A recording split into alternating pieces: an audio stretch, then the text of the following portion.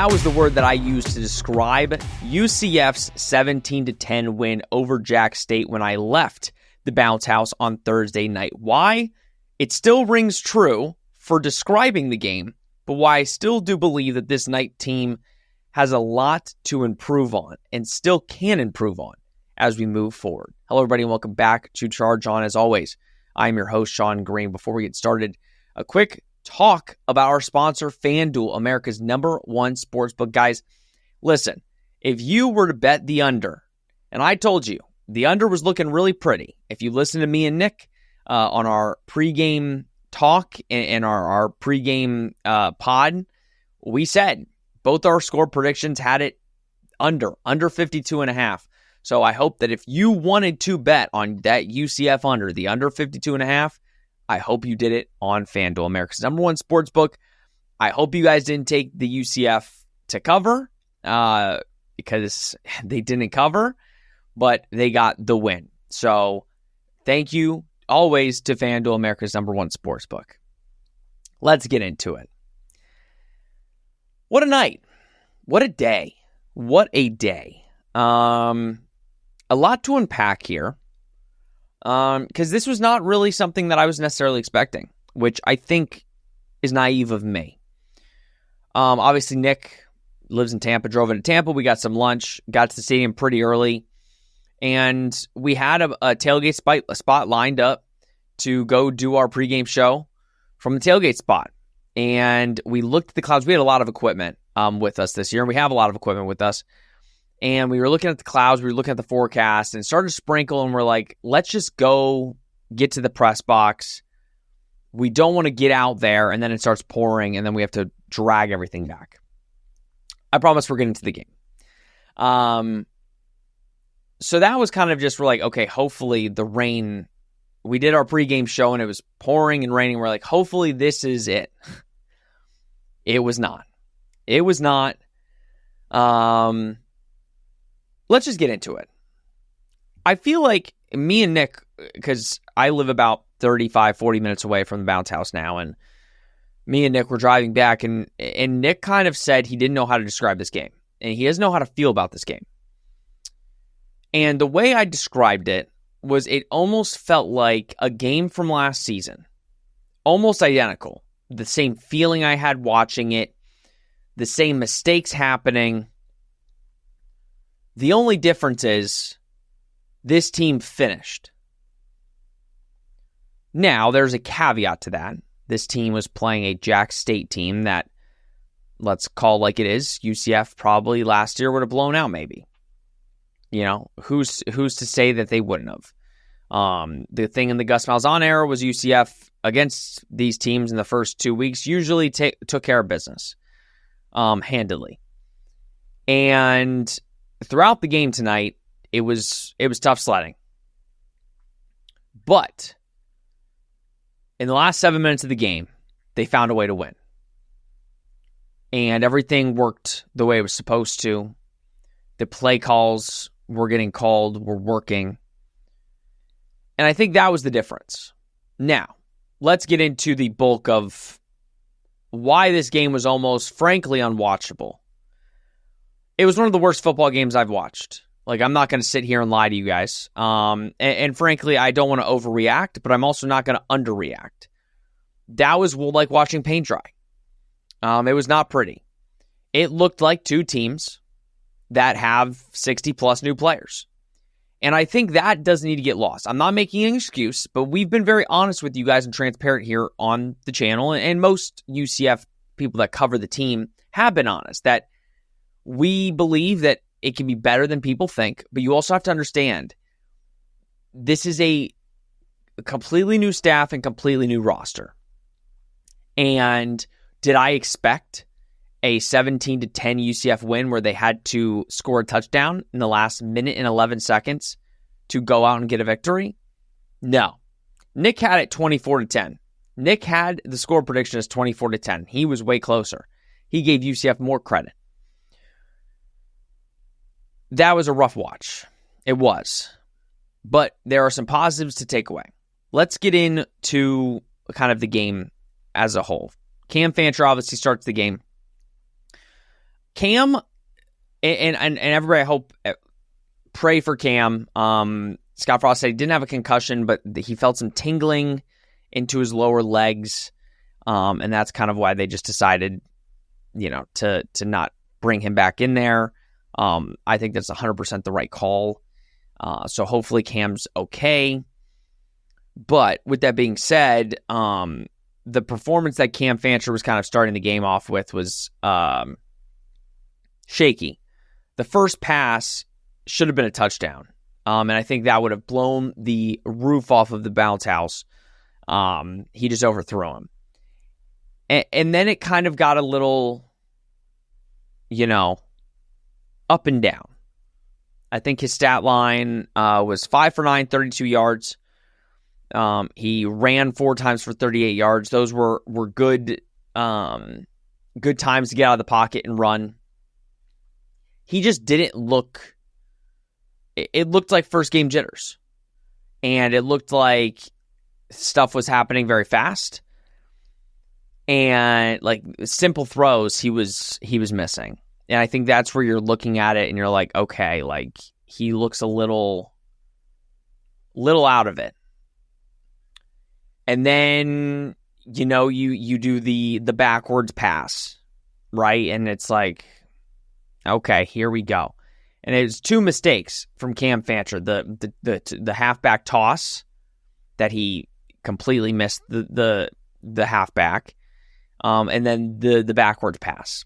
A ball that he shouldn't have thrown. It was so I think, and Scott Frost mentioned, those are just the mistakes that, you can't make. And we talked about with Cam, that's been his problem, is he makes mistakes. And with a team that you basically need to play perfect every week to win, you can't really make those mistakes. So, unfortunately, then Cam gets the... Nobody blocked the free rusher, the corner blitz, and Cam gets lit up. He gets hurt. It gets called for targeting. Traquan Fegans gets called for the targeting, gets ejected, former UCF player. And then we go into a weather delay. And I said in the press box, maybe this is exactly what UCF needed. I said maybe they need this little delay to kind of lock back in and refocus and be like, okay, what are we doing? That didn't really help much. I'm going to be honest. It didn't really help much. The offense just looked very vanilla. Not that it was what Scott was calling. It was more so the way that it was being run. Scott kind of alluded to it later, and I think this kind of answers the quarterback question of why Taven Jackson may be, because we're watching the same thing. And Taven definitely did some things wrong. He had the fumble, obviously, where he looked at his hand. He threw a couple guys short, which was kind of interesting. But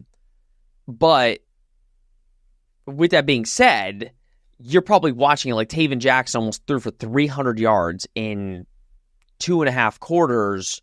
Why didn't he start? Why was he not the starter? And Scott Frost mentioned in one of the post-game interviews that, there's things that the casual fan can't see that Taven didn't do tonight. I guess there's certain motions that Taven missed, stuff that, again, the casual fan can't see. And you can kind of notice it with certain plays. That if Taven knew the offense better, he would have been able to make a couple changes. And that's maybe why Cam Fancher started. Cam's a little bit older, a little bit wiser, has more starts under his belt, and was able to get those quicker than maybe Taven. Taven makes a couple mistakes here and there on plays that you just can't make mistakes on.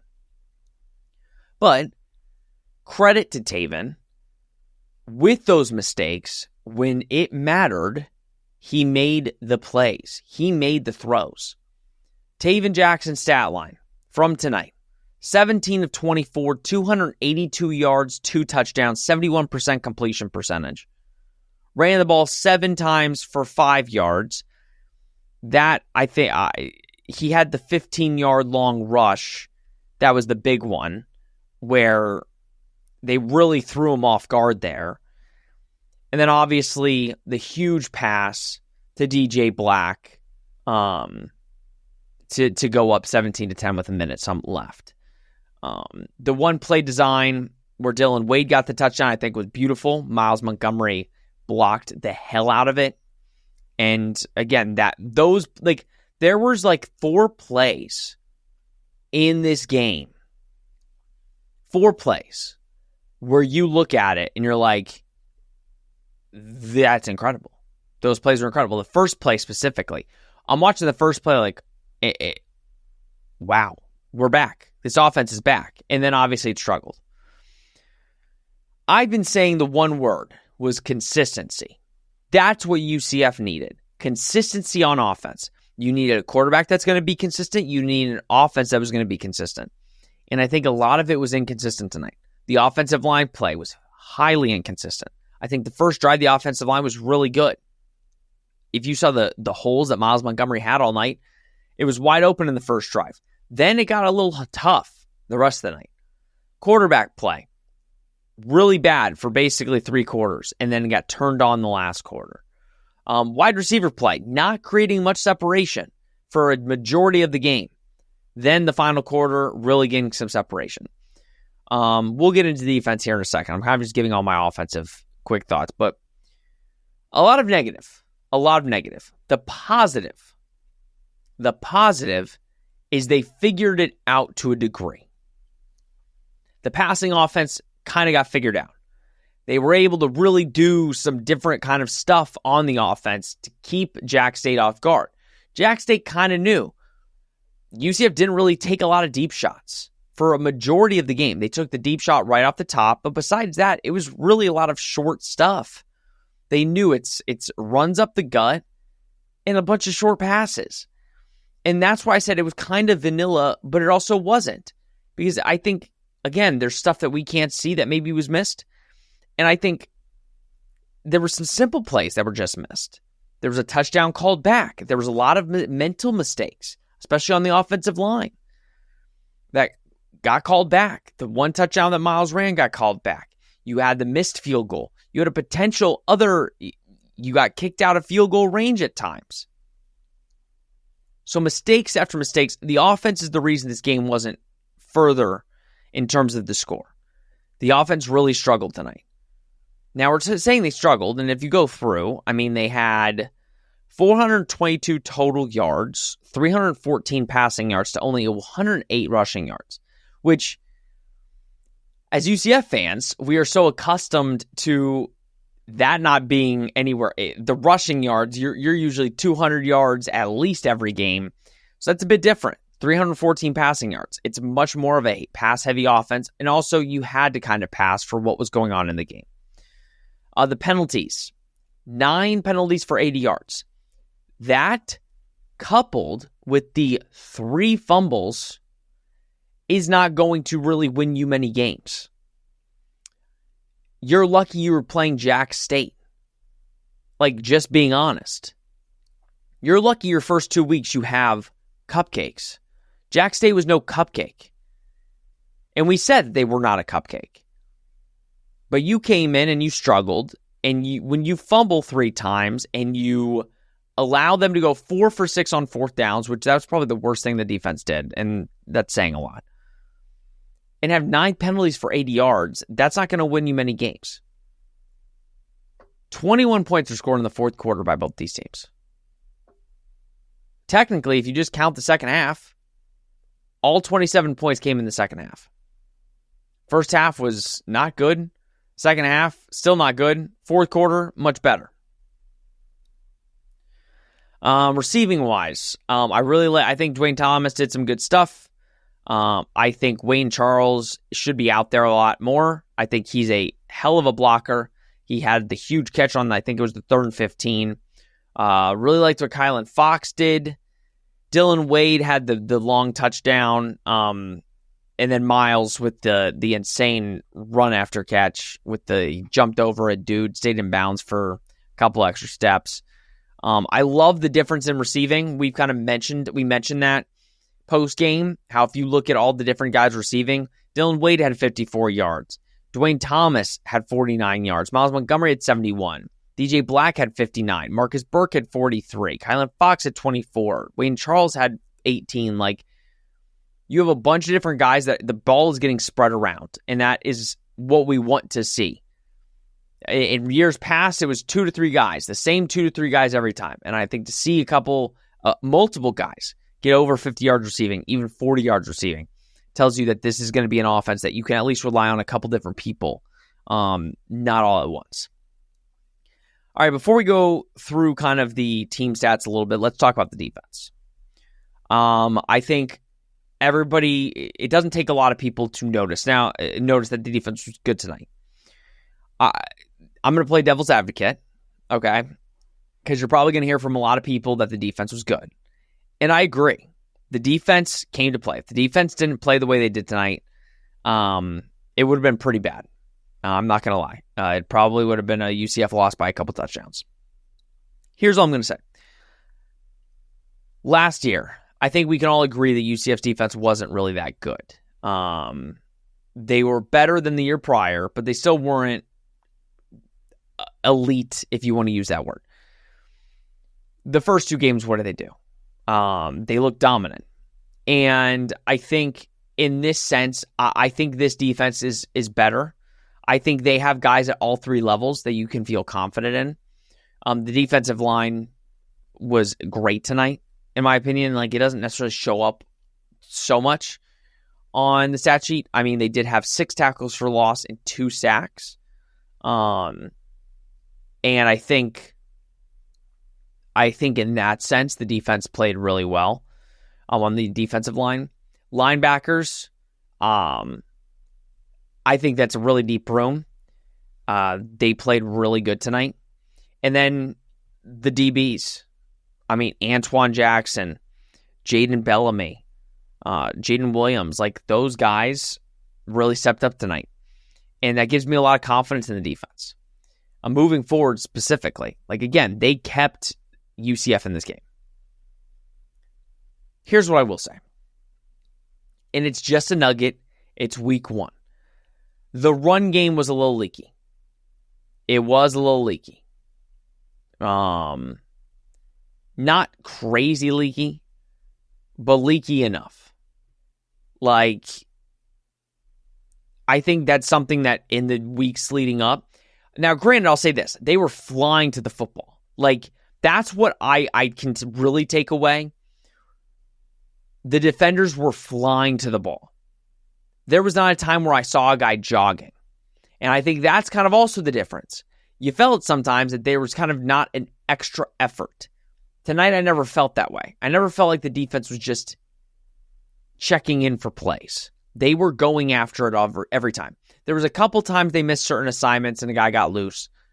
But for the most part, they really did limit explosive plays. They did, which you couldn't say that. Last year, a 3rd and 15, you'd be biting your fingernails. This year, I think you can breathe a little bit because I think they did a very good job making sure that the defense was, on top of their stuff. Lewis Carter, 9 total tackles, 4 solo. We listed a couple guys. I think the defensive MVPs of tonight, Jaden Williams, Jaden Bellamy, Horace Lockett. Those are mine. Horace Lockett is really good at football. And again, it's the first week. Jax State. Who knows? Philip Dunham had some big plays. He had 8 tackles. Antoine Jackson had 5 tackles. Antoine Jackson looked the part tonight. I think, and then again, I loved the substitutions. I thought the substitutions worked perfectly. I love the defensive line subs. I loved everything about the defense and how they went about it. And also, I did say, to be fair, and I do want to be fair to this point, that I understand defense was on the field for a long time. And at some point, you do get a little discouraged when you're playing in a game like this and your offense is doing nothing. So I think the run game got a little leaky because, frankly, they were just on the field for a long time. So I don't take too much stock necessarily into it. I'm just saying there were at times where I thought this defense could potentially get leaky in the secondary. But I don't think it's something to cause for concern right now. Like Cam Cook had 17 carries for 75 yards, right? It's good. That's a good line. It's about 4.5 yards a carry. Miles, he had 21 carries for 79 yards. It got more rough sledding in the second half. They're going to need to get more production running the football, but it does make you feel good that they can at least throw the ball if Taven Jackson kind of bring that over. Let's kind of go through the team a little bit. UCF had 422 total yards, which is more than I think anybody thought. UCF was okay on third down. They were 7 of 15. You want to see that number go up a little bit. But again, it was tough sledding on offense in general. So you'll take 7 of 15. The fourth downs, UCF they were 2 and 2 of fourth down. Jax State was 4 of 6. Ran basically the same number of plays. UCF only got to the red zone once. And they were 1 of 1. That's where, and to be fair, I think that might have been the field goal, if I'm not mistaken. I think that was just the field goal. UCF wasn't really in the red zone too much tonight, and that's also a problem. They were really living from the 35 to 50 yard line when they would get in enemy territory, and it wouldn't really do much, if we're being frank. Special teams, I think, was okay. Obviously, kicker missed the 42, 43 yarder. That can't happen. I think the punting was okay. He had 2 good ones, 2 bad ones. But let me give my closing thoughts. And by closing, it might be a little bit of a spiel. 25 minutes in, 24 minutes in, whatever. This is going to be a long season. And I want UCF fans to not counter your expectations, because even mine, I said 6 and 6. After that first game, this team has a lot more work to do. Potentially new starting quarterback moving forward. I'm not going to speculate. I would assume that Taven Jackson kind of solidified himself as quarterback 1 there. But also, I don't think Scott Frost said that he would have made the change. We can all assume he would have made the change, but we have no idea. So Taven Jackson kind of proved some stuff. It was against Jax State. And I'm saying that just for the offense and the defense. At the end of the day, it is nerve-wracking that the offense struggled this much against Jax State. And I think that is something that is not getting or going to get talked enough about. You can't say the defense was incredible and then say the offense was so bad, but you then give you the same reasoning. It's Jax State.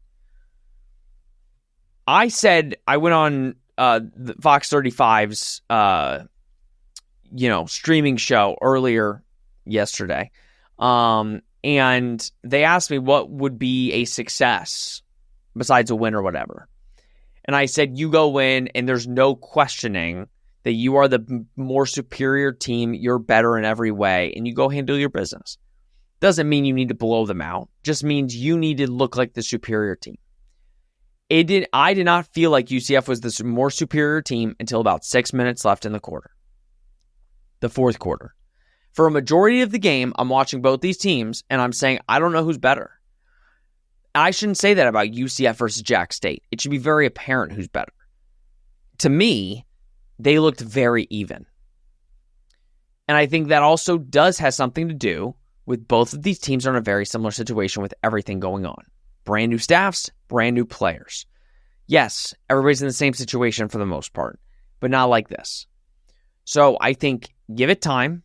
I think the best thing that could have happened for UCF was you had these 2 weeks. You have it against Jax State, North Carolina A&T next week, then you get a bye week. You have 3 weeks to really shore up what your issues are before you get into the games that matter. And I do think there are some positives from the offense that make me believe this offense can actually be decent. Now, they're going to have a lot of work. Like, next week's going to be a huge week.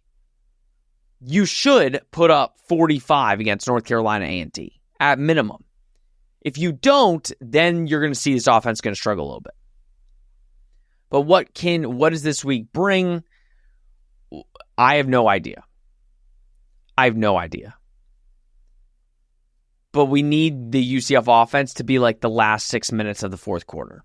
Because if it's like the first 54 minutes of the game, it's going to be a long season.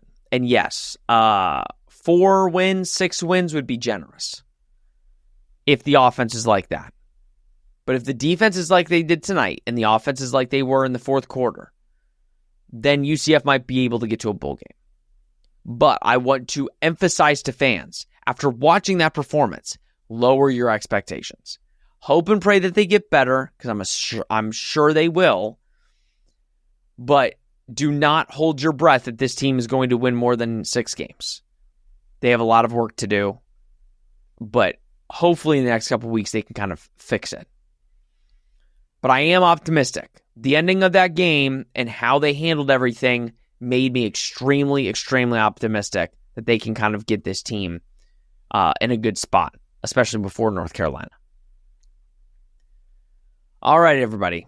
That is going to do it. It is 2:18 in the morning, and I still need to edit this. Please like, subscribe, comment, share. Do all that you do. We greatly appreciate it. We apologize. We are so sorry we were not able to do the post-game live show. Again, with the weather and the game getting delayed so much and the game being on a Thursday night, it was not feasible for us to do the live post-game show. We will, regardless of if the game gets pushed or not, next Thursday against North Carolina A&T, we will be doing our post-game live show regardless, so make sure it'll be our first one of the year. Get ready for that. And also, again, like I always say, we are sponsored by FanDuel, America's #1 sportsbook. Start looking at the lines next week, guys. You've got NFL coming up, college football tomorrow. Start looking at the lines for some of the games that you want to watch and you want to bet on. The only place to do it is FanDuel, America's #1 sportsbook. I use it. All my buddies use it. We are betting this football season on FanDuel. Guys, let me know what you think. What grade do you give this night's team? What are your thoughts? Do you think I'm being too optimistic? Let me know your thoughts. We want to hear it all, positive or negative.